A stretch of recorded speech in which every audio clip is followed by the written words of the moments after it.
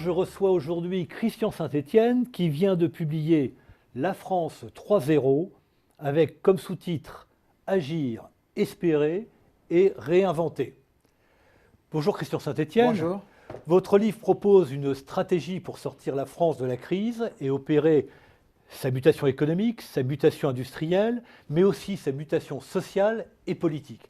Nous allons essayer d'aborder tous ces thèmes qui se tiennent et qui sont intriqués les uns avec les autres. Alors, le socle de votre réflexion repose sur l'émergence d'une économie, et économie avec un I entrepreneuriale, dont notre pays doit tirer parti. En quoi cette économie entrepreneuriale est-elle le levier du changement et du rebond de la France ? Alors, comme titulaire de la chaire d'économie industrielle au Conservatoire des Arts et Métiers, je travaille avec plusieurs groupes de réflexion sur l'économie industrielle et la transformation amenée par la troisième révolution industrielle. Notamment dans ce livre, je montre qu'il y a eu 4 révolutions industrielles. 3 réellement industrielles. On ne sait pas encore expliquer pourquoi, mais c'est dans les années 80 de leur siècle, 1780 avec la machine à vapeur, 1880 avec l'électricité, 1980 avec l'informatique.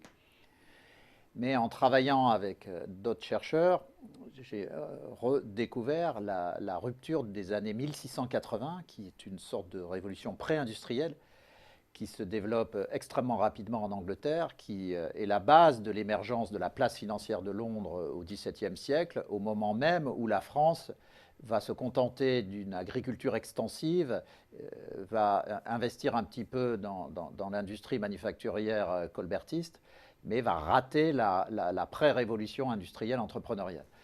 Donc, il faut rappeler qu'avant la première révolution industrielle des années 1780, grâce aux travaux d'Angus Madison à l'OCDE, et en faisant une extension de ces travaux, on peut dire que dans les 2 millénaires qui ont précédé la première révolution industrielle, fondamentalement, le niveau de vie de la population et son espérance de vie ont stagné.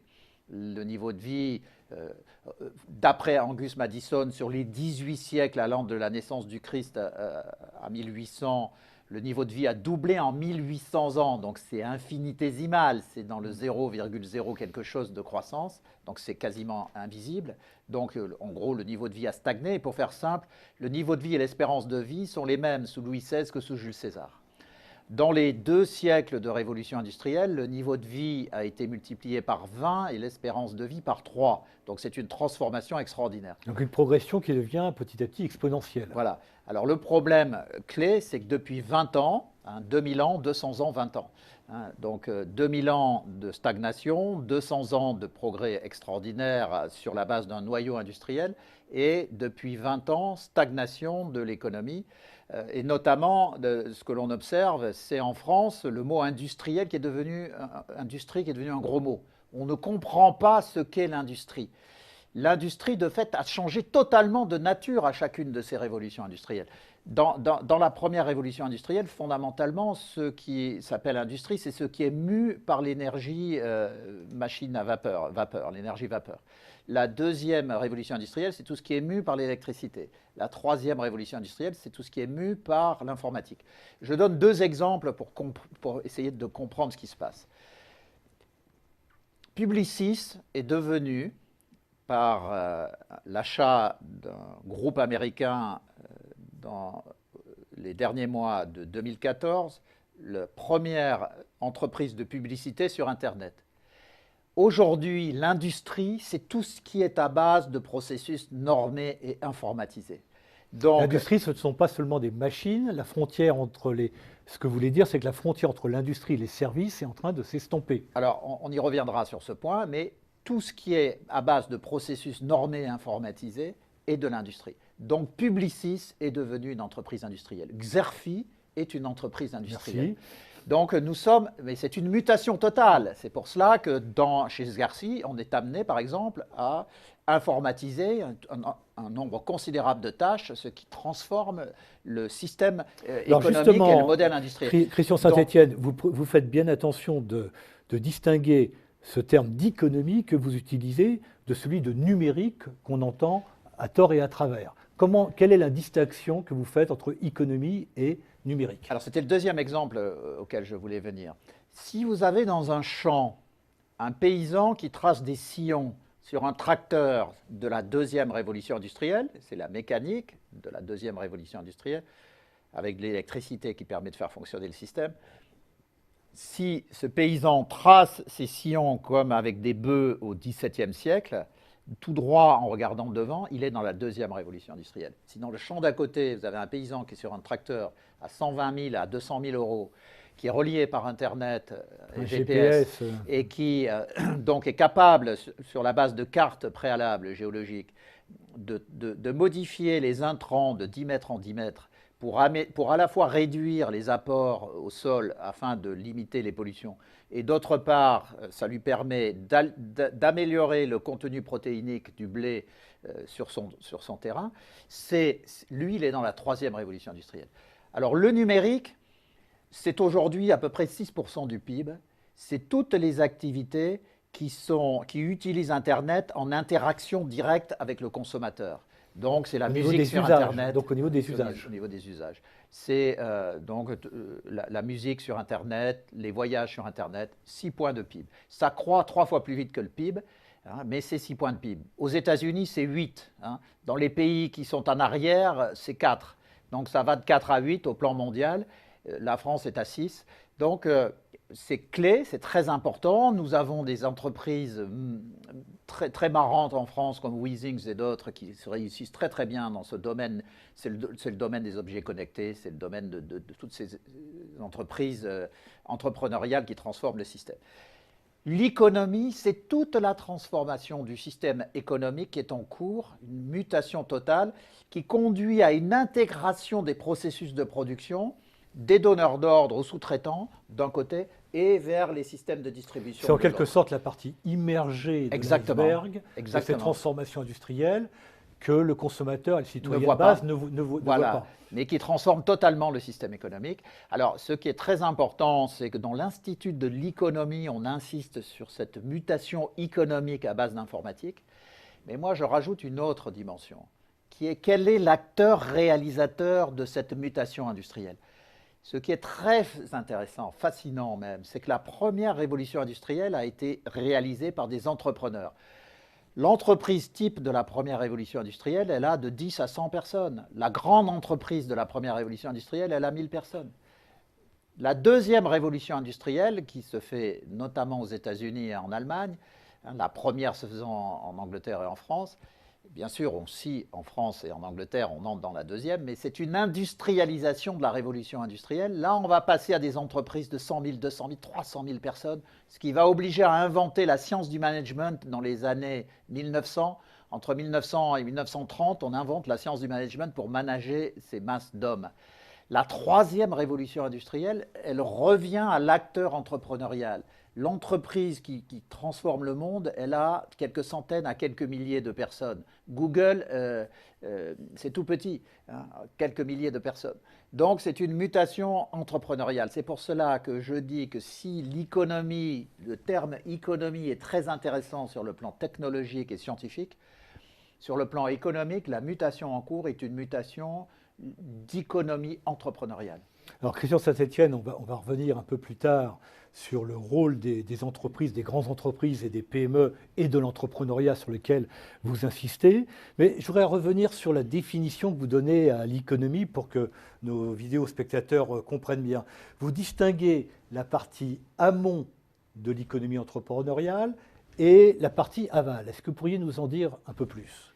Alors, il se trouve que j'ai été amené à travailler avec des grandes entreprises qui sont des acteurs de l'économie, parfois sans le savoir, mais qui réfléchissent, par exemple, à un groupe assez fascinant qui est le groupe Daher. Daher, c'est un groupe qui intervient dans l'aéronautique et le nucléaire, mais qui, par exemple, dans l'aéronautique, fait des parties d'Airbus. Daher travaille sur la logistique et a intégré des processus logistiques très compliqués, mais par ailleurs fabrique des éléments d'Airbus. Et ils ont été amenés à intégrer dans Airbus, y compris des éléments produits par d'autres. Donc ils deviennent des co-traitants, hein, ce n'est plus des sous-traitants, mais des co-traitants avec le donneur d'ordre Airbus. Et pour cela, ils entrent dans un processus de co-développement qui est totalement un processus de l'économie entrepreneuriale. Bon, D'ailleurs, le périmètre de l'entreprise, au passage, change, puisqu'on est Exactement. dans des situations de co-développement, de chaîne de valeur totalement C'est exactement mondialisée. ça. Le périmètre Airbus ne signifie plus rien. Il faut intégrer les sous-traitants dans le périmètre pour arriver entre la planche à dessin où on conçoit, enfin en l'occurrence aujourd'hui c'est en CAO sur ordinateur, on conçoit l'ordinateur, et puis tous les sous-traitants qui sont dans un système co-intégré par co-intégration des processus de production. Et donc, chez Daher, il me disait, mais on ne comprend pas, nous, le lien que nous avons entre ce que nous faisons et ce que fait Weezing sur des montres connectées. Et donc, j'ai été amené, en travaillant avec eux, à distinguer l'économie entrepreneuriale amont, qui est une économie entrepreneuriale de production, et l'économie entrepreneuriale aval, qui est totalement tournée vers le besoin du consommateur, et qui est centré sur le désir du consommateur. Ces deux économies vont s'intégrer. In fine, l'économie entrepreneuriale développée par des acteurs comme Daher et l'économie entrepreneuriale développée par des acteurs comme Weezing va se co-intégrer dans les 20 années qui viennent. Mais ça permet à chacun des acteurs de l'économie entrepreneuriale de se retrouver et de comprendre ce qu'il fait dans la transformation et dans la mutation du monde en cours. Alors, je voudrais rebondir sur les exemples que vous avez pris là, de Daher et du groupe Airbus. Traditionnellement, en France, on a misé sur les grands groupes. On est très fiers d'avoir des très grands groupes de dimension internationale. Et vous mettez l'accent sur l'entrepreneuriat, les PME, le développement des TPE, les initiatives. Est-ce qu'il n'y a pas une contradiction? Non, pas du tout. En réalité, dans cette économie de co-intégration, il faut posséder des donneurs d'ordre, parce que sinon, toute la chaîne aval est en difficulté. Mais les donneurs d'ordre ne sont pas les acteurs. Prenez l'automobile. Aujourd'hui, qui va bien dans l'automobile en France? C'est les sous-traitants, qui sont très innovants, et il faut savoir qu'une voiture, Peugeot et Renault ne sont que des assembleurs de pièces. 60%, plus de 60% de la valeur ajoutée des véhicules est produite en dehors. Ce sont parfois les fabricants de composants qui captent le plus de valeur ajoutée. Exactement. Donc, quand on regarde ces processus, ce qui est très important, c'est de se rendre compte qu'on a besoin des donneurs d'ordre. En gros, en France, on a besoin d'une centaine de grands donneurs d'ordre, au-delà du CAC 40. Ce qui est inquiétant d'ailleurs, c'est que comme on n'est pas capable d'orienter l'épargne des Français vers le contrôle de ces grands groupes, puisqu'on n'a pas de fonds de pension, il faut trouver des éléments indirects, parce qu'il ne faut pas perdre le contrôle de ces donneurs d'ordre. Mais ces donneurs d'ordre sont des têtes de filières qui sont importantes en termes de structuration des filières économiques. Mais la mutation de l'économie entrepreneuriale, elle est faite par les PME et par les ETI, ces entreprises de taille intermédiaire qui sont entre 250 et 5000 personnes et qui sont le cœur de la mutation de l'économie entrepreneuriale. En gros, si vous voulez, l'économie française aujourd'hui, c'est 3 millions d'entreprises. Mais sur ces 3 millions d'entreprises, la quasi-totalité du PIB marchand est produit par 300 000 entreprises. Sur ces 300 000 entreprises, vous avez 200 donneurs d'ordre et vous avez 4 500 ETI et vous avez une trentaine de milliers de PME qui sont efficaces. Ce n'est pas du tout les nombres qui correspondent aux prétentions politiques et sociales de la France. Nous avons besoin d'un CAC 400 de donneurs d'ordre. Il faut passer de 150 à 200 donneurs d'ordre à 400 grands donneurs d'ordre. Et derrière, il y a un second rang d'entreprises qui sont le moteur, qui sont au cœur de la mutation économique, qui sont les ETI. On en a 4 500, il faut passer à 10 000. Et les 30 000 PME qui sont au cœur de l'innovation entrepreneuriale, elles doivent monter à 100 000. Donc il faut travailler sur les 3 niveaux, les 3 étages de la fusée, en co-intégration des systèmes. Et cela suppose la mise en place d'un État stratège, parce que corrélativement à la mutation économique,